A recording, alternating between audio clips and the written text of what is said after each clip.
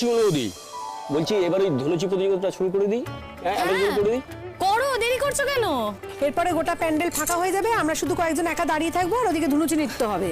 না না, ঠাকুরমশাই তো সবে মাত্র আরতি শেষ করলেন। আরে তোমরাই তো কিছু বলছো না, তোমরা না বললাম না শুরু এই যে বললাম, এবার অ্যানাউন্সমেন্টটা করো, সবাইকে আসতে বলো। হ্যাঁ হ্যাঁ, জলদি জলদি করো।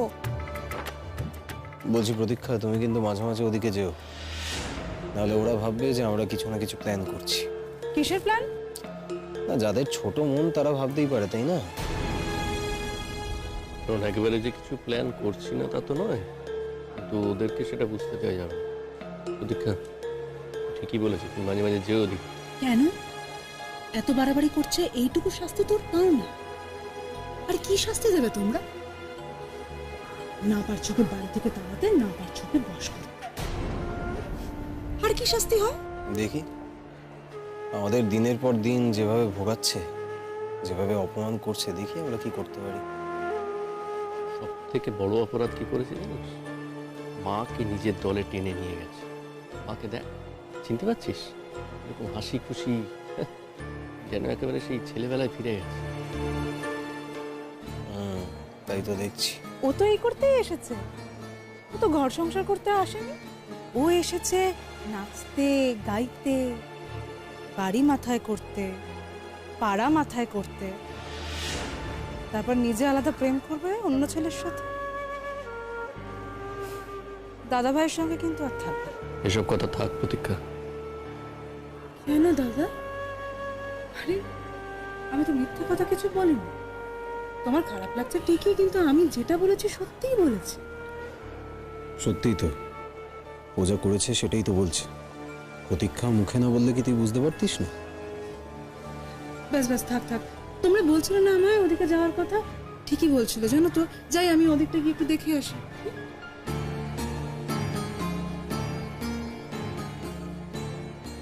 আরে প্রতীক্ষা, তুমি বরের কাছ ছেড়ে এখানে এসেছো?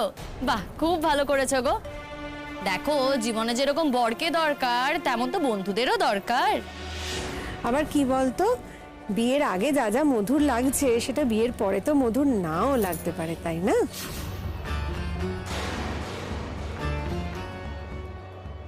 অভিশাপের মতো শোনাচ্ছে। তোমরা কি আমাকে অভিশাপ দিচ্ছ? ও মা, বালাই ষাট, অভিশাপ দিতে যাব কেন?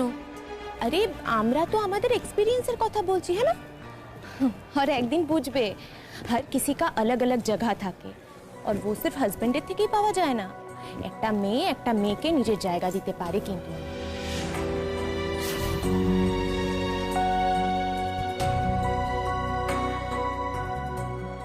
আচ্ছা, ধনুচি নাচ টাচ কখন হবে?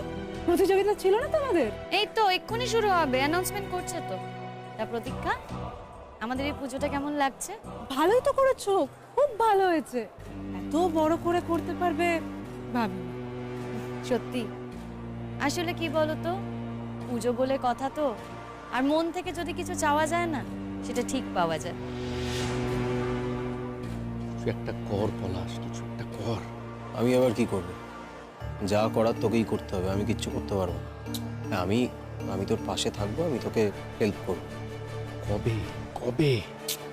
বললামই তো, বিসর্জনের দিন। বিসর্জন ঘটিয়ে দেওয়ার একটা ব্যবস্থা কর, ওকে বিসর্জন দিয়ে দিই। সেটা কিভাবে? সে সব কিছু আমার হেডেক, তুই ওসব নিয়ে ভাবিস না। আমি সময় মতো সব বলবো। আমাকে কি করতে হবে সেটা বল। তোকে কিচ্ছু করতে হবে না, শুধু আমি যেটুকু বলবো সেটাই করবি। তার বাইরে গিয়ে কোনো কাজ করতে যাস না, আমি তোকে পুরোটা গাইড করে দেবো। যাকে যাকে যাক, শোনো, মনে আছে তো কালকে তো আমি ভোগের রান্নাটা করছি। এই যে প্রতীক্ষা মা, কাল দুপুরে এখানে খেও।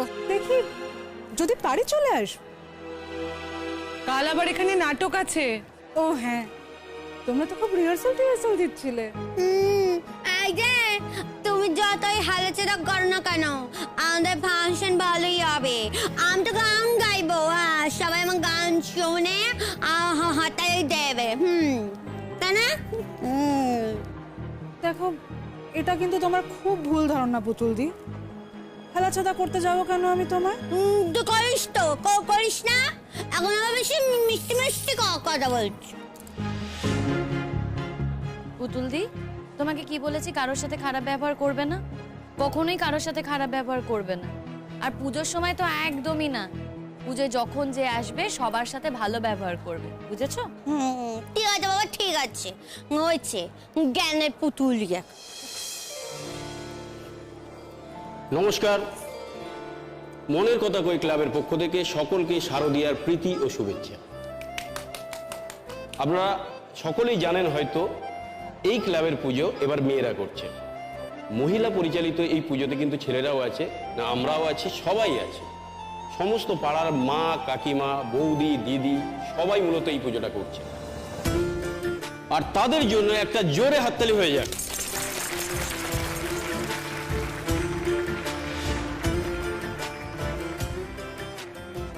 এবার আপনারা যার জন্য অধীর আগ্রহে অপেক্ষা করছেন, সেই ধুনুচি নাচ প্রতিযোগিতা এবার আমরা শুরু করছি। যারা যারা এই প্রতিযোগিতায় নাম দিয়েছে তারা আমাদের এই পাড়ার জেঠিমণি থেকে বৌদিমণি থেকে সবাই আছে। আমরাও খুব অধীর আগ্রহে অপেক্ষা করছি এই ধুনুচি নাচটা দেখব। এখন ধুনুচি নাচের বিচারক হিসেবে আমরা ডেকে নিচ্ছি আমাদের পাড়ার অনিল জেঠুকে এবং মন্দিরা কাকিমাকে। আপনারা আপনাদের জায়গায় গিয়ে বসলে আমরা অনুষ্ঠানটা শুরু করব। দেখ দেখ, এখন মাও নাচবে, বুঝলি?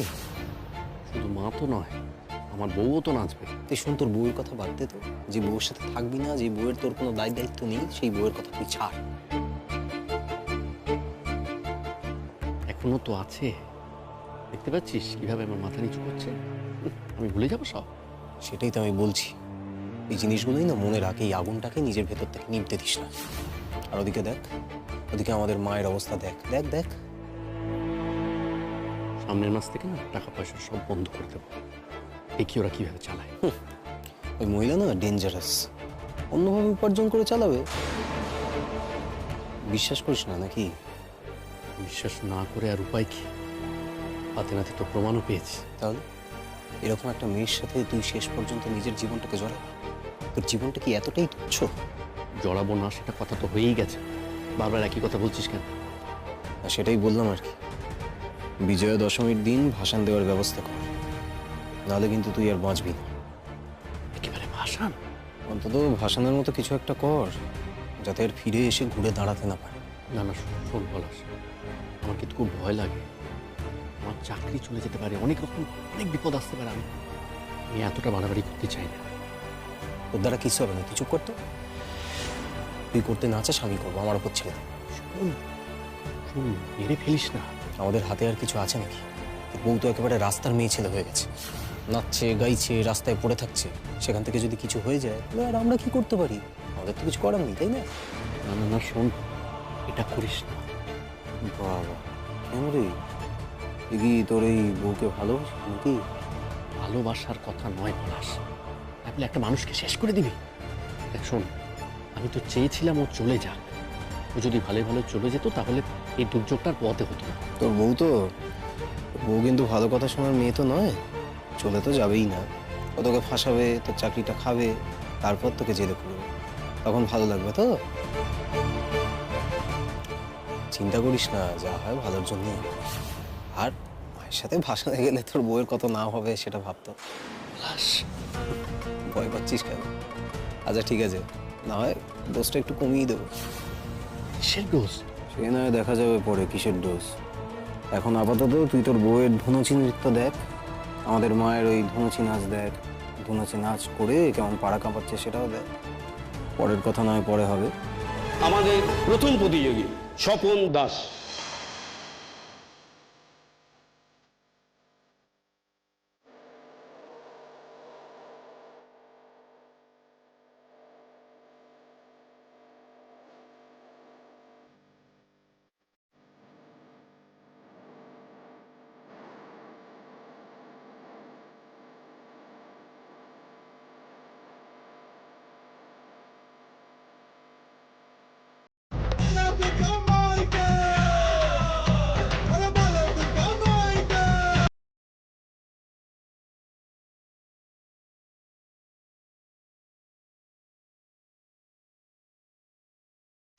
আপনারা খুব চমকে যাবেন, কিন্তু তবুও বলছি আপনারা খুব আনন্দও পাবেন। এবার আমাদের প্রতিযোগী তুতুল ব্যানার্জি। এই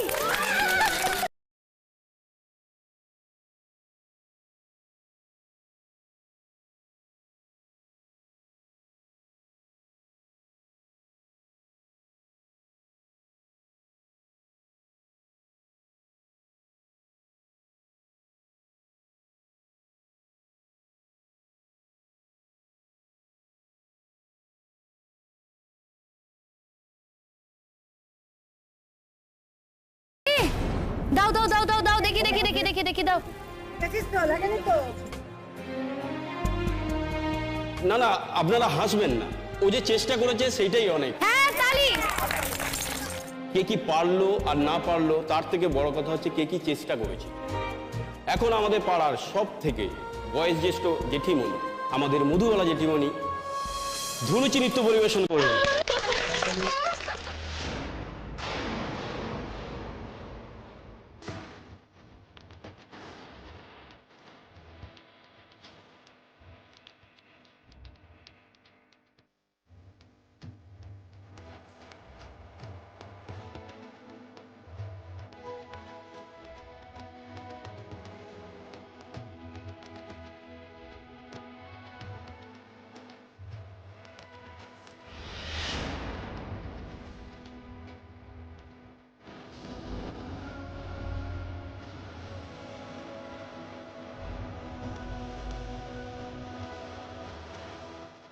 দারুণ হচ্ছে মা।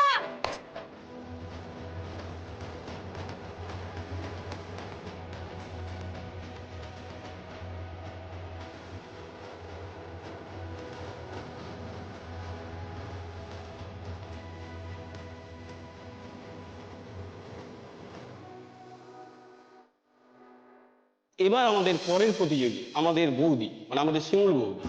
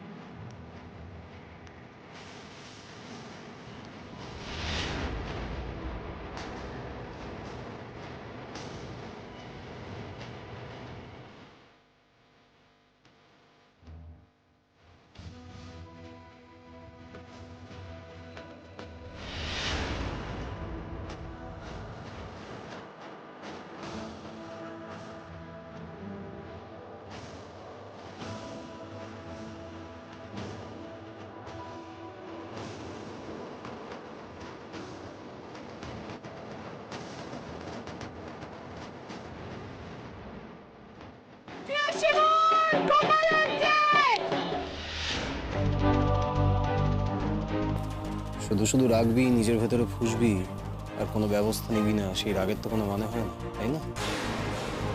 নে এবার, নে ব্যবস্থা নে। আমি তোদের আটকাবো না, ব্যবস্থা নে।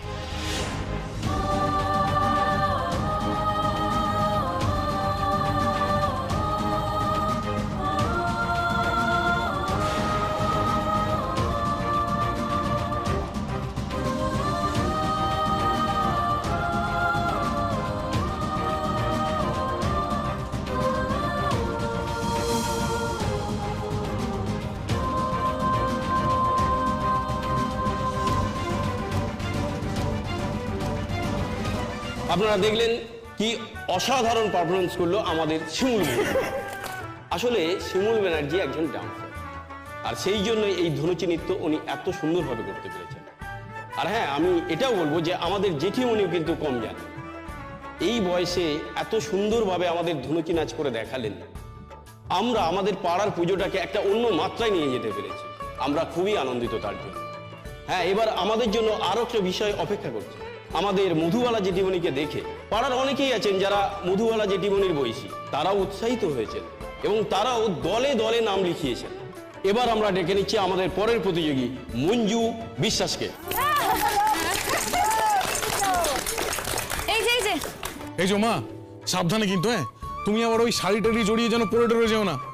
আরে শোনো, কে কি করলো সেটা দেখতে যেও না, তুমি যেটা পারো, যতটা পারো ততটাই করো, হ্যাঁ জমিয়ে হবে। আরে ছাড় ছাড়, আমার সঙ্গে বেশি কথা বলতে আসিস না। জানিস আমরা ওই সারাদিন রান্না বান্না আর কাজকর্ম করতে গিয়ে ওই নিজেদের গুণটাই তো প্রকাশ করতে পারিনি। কি পরাগের মা বলো? ঠিক বলেছো। আমাদের তো সারাটা জীবন, বাপ রে বাপ, জন্মকালে কম মনে সারা জীবন খালি রাঁধো আর খেতে দাও, রাঁধো আর খেতে দাও। তার বাইরে আমরা সারাটা জীবন কিছু করেছি নাকি গো? কিচ্ছু করিনি, কিচ্ছু করিনি। এই মরার কালে যখন ঘাটে যাবার সময় হয়েছে, তখন প্রত্যেকে এই বউগুলো এসে আমাদের জীবনটা একদম আনন্দে ভরে দিল গো। তার আগে তো আমরা জানতুমই না। বলো, যাও যাও যাও নাচকে। অনেক প্রতিযোগী আছে, তাই আমরা বেশি সময় নষ্ট করতে পারবো না। আমরা তাই তাড়াতাড়ি মঞ্জু জেঠিমণিকে এখানে আসতে অনুরোধ করি।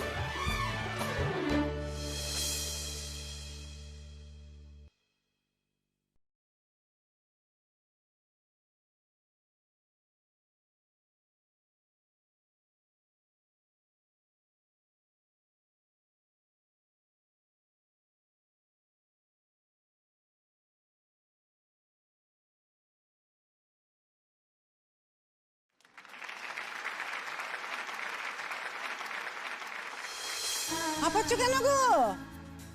ঠিক আছে তো? ভালো হয়েছে, ভালো হয়েছে, খুব ভালো হয়েছে। এ বউ, আমি তো নাচবো রে। এই পুতুলদি, লক্ষ্মী দিদি আমার, তুমি নাচ করো না। তোমার তো পায়ে ব্যথা আছে, বলো তুমি বরঞ্চ গান গেও, কেমন? অমনি না, নিজে আনন্দ করবে, আমার বেলায় অমনি পা ব্যথা, হাত ব্যথা। তুই তো গান গাইবি। এর পরের প্রতিযোগী বিপাশা মৈত্র।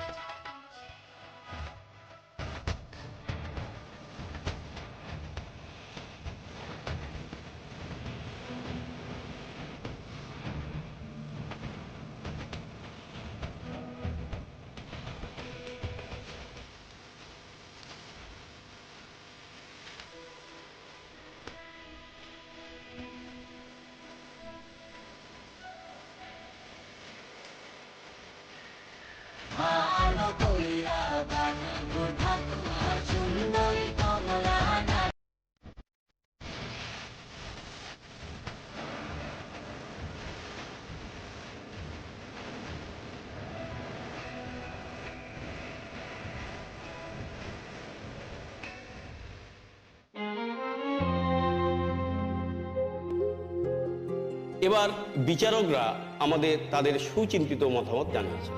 এই প্রতিযোগিতায় ফার্স্ট, সেকেন্ড এবং থার্ড তাদের নামগুলো আমি ঘোষণা করছি। বিচারকদের মতে আজকে প্রথম স্থান অধিকার করেছে শিমুল ব্যানার্জি।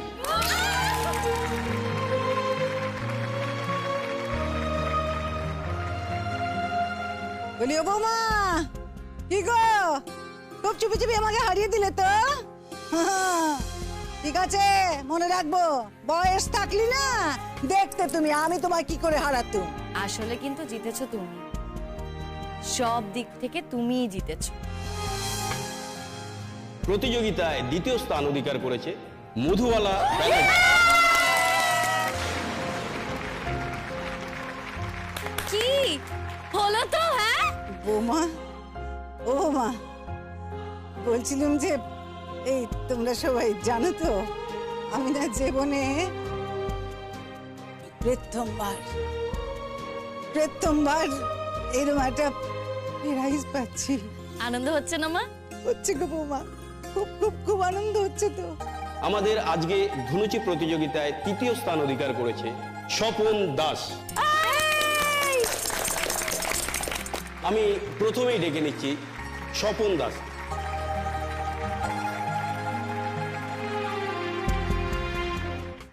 এবার আমাদের দ্বিতীয় স্থান অধিকারী মধুবালা জিটিমণিকে আমাদের এখানে একটু আসার জন্য অনুরোধ করছি।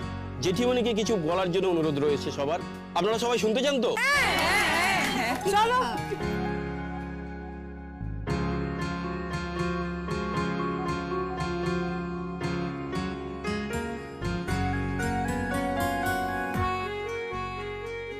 বলছিলাম যা